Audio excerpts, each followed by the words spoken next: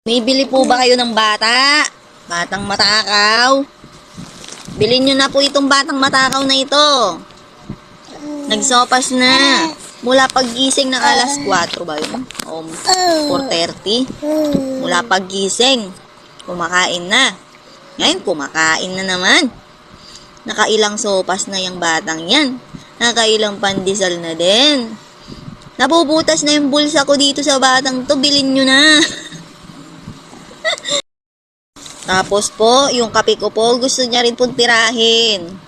Apakatakaw, gusto lahat matikman. Grabe naman po itong batang ito. Bilhin nyo na po. Wala na akong budget para sa batang ito. Ang takaw-takaw. Tingnan nyo. Naninipa pa. Naninipa pa. Kung kanino mang anak ito, pakikuha na po. Kung kanino mang anak ito, pakikuha na. Oh!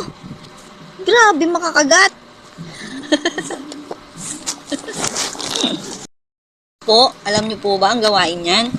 Pagkatapos kumain, matutulog, o kaya tatae. Opo, ganun siya. Tapos, pagkatae, gutom na naman. Dede, kain, tulog, tae lang trabaho niya. Opo. Pakikuha na po itong batang ito. Sumasakit na pong ulo ko dito. Papapapapap. Papapapap. Papapapapap. Papapapapap. Papap. Papapapap. Papapapap. Papap. Papapapap.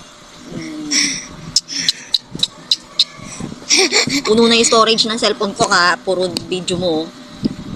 Puro video mo. Puno na yung storage ng cellphone ko. Nakailang gawa na rin ako ng Gmail para mag-save ng video at pictures mo. Ay, naku. Ha? Tapos, paglaki mo, aawayin mo lang ako. Ako kasama mo magpuyat. Ako kasama mo kumain. Ako kasama mo sa lahat. Paglaki mo, awayin mo lang ako. Ganun ba yun? Ay, joke lang. Joke lang. Ba? Ayan na po. Busog na po siya. Kaya inaantok na po siya.